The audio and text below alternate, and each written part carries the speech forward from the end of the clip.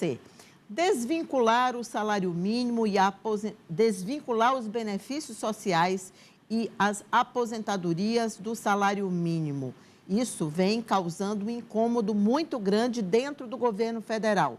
Primeiro, a proposta surgiu de Bruno Dantas, do Tribunal de Contas da União. Para ele, seria uma saída necessária, já que essa indexação, na opinião do integrante do Tribunal de Contas, do ministro do Tribunal de Contas da União, e isso acentuaria as desigualdades no país. Essa ideia foi meio que comprada por uma ala do governo federal. E tem gente defendendo, mas tem gente que não abre mão. O ministro da Previdência, por exemplo, disse que enquanto ele estiver por lá, enquanto a Previdência for gerida pelo PDT, esse assunto não se discute por lá. E hoje, o deputado federal piauiense Merlong Solano, num tweet pesado, chegou a falar em canalice ao se referir sobre essa proposta, que inclusive encontra uma morada no Congresso Nacional. Parte do Congresso Nacional já acena muito positivamente para essa proposta que é espinhosa para o presidente Lula, mas que tem, repito, o apoio, o aval e a boa vontade de uma ala do governo. A gente conversa com o deputado Merlong, autor desse tweet também, e quem lançou, digamos assim, esse debate dentro da base do governo. Deputado, boa noite. Boa noite, Cíntia. O que significa para o brasileiro que recebe benefício e para aquele aposentado essa desvinculação, essa desindexação? Significa o fim da garantia da defesa do poder de compra da aposentadoria e dos benefícios sociais. E, portanto, o empobrecimento progressivo da maioria dos aposentados brasileiros e de quem depende de benefícios sociais.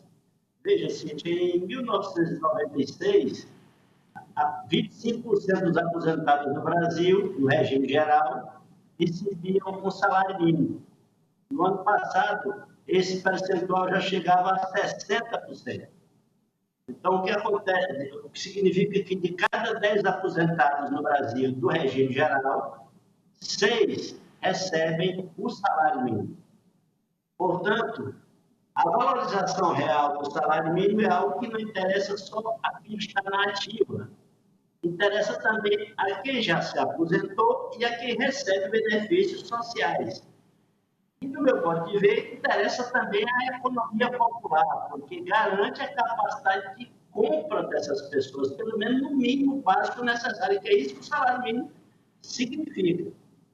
Propor uma desvinculação significa aceitar que alguém ganhe legalmente no Brasil menos que o mínimo necessário para sobreviver em termos básicos. Por isso é que eu classifico essa proposta como uma canalice, porque há muitos outros lugares no Brasil onde há recursos, onde há gorduras, gordas mesmo, onde nós poderíamos fazer um debate forte para estabelecer os cortes necessários ao equilíbrio fiscal.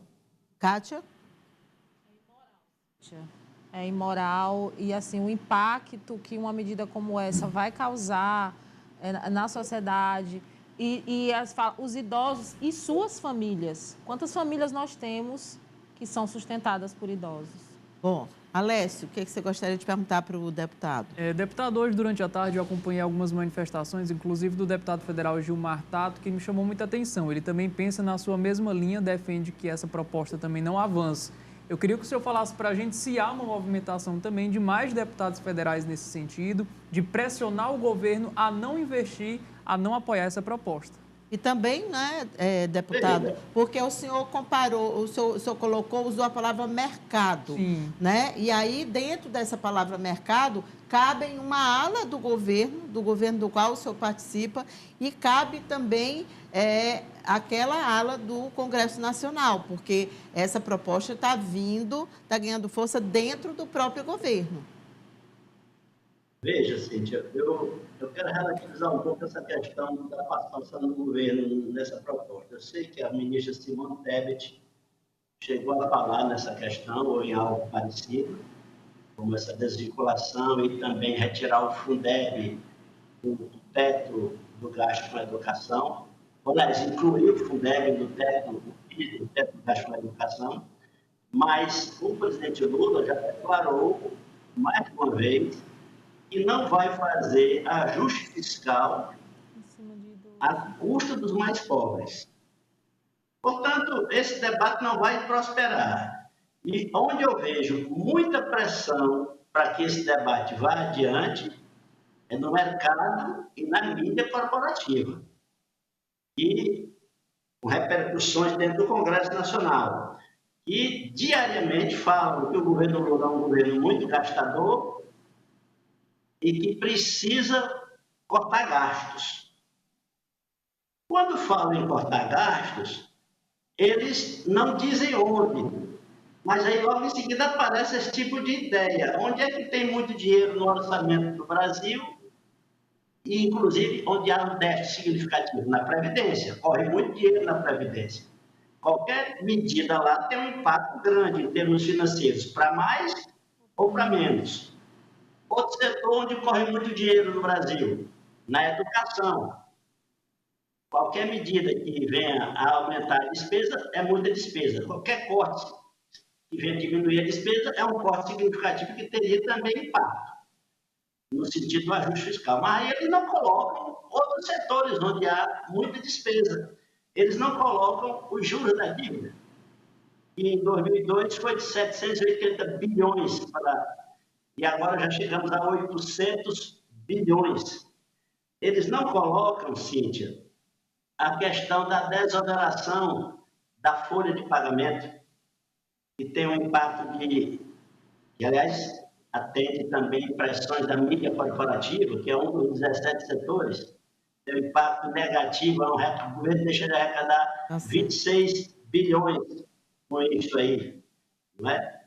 Eles não colocam também a renúncia fiscal, que no Brasil, em 2022, chegou a 581 bilhões, e nem a sonegação fiscal que os auditores da Receita Federal calculam hoje em cerca de 450 bilhões de reais.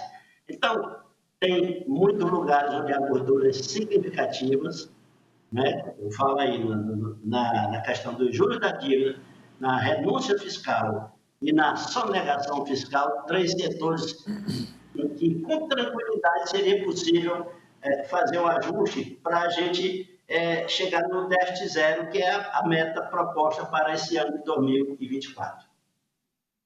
Muito bem, deputado, queria agradecer a sua participação aqui conosco e as explicações também. A gente, assim como o senhor, torce para que esse projeto não prospere, nem da parte do governo e muito menos da parte do Congresso. Mas a gente sabe que da parte do governo até que é possível, do Congresso é um pouco mais difícil. Obrigada.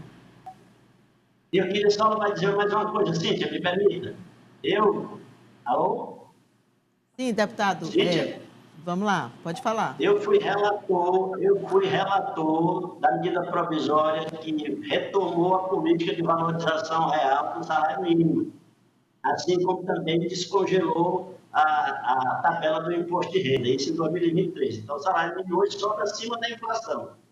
Eu vou ser um dos deputados que vai estar na linha de frente do combate a essa ideia estapafúrdia de trazer a experiência péssima que o Chile viveu e ainda vive, de empobrecer os mais pobres como uma resposta à questão, empobrecer os aposentados como uma resposta à questão do equilíbrio fiscal. Você é um dos deputados que estará na linha de frente desse combate, se ele for de fato para o Congresso Nacional. Obrigada, deputada. A gente segue acompanhando essa história.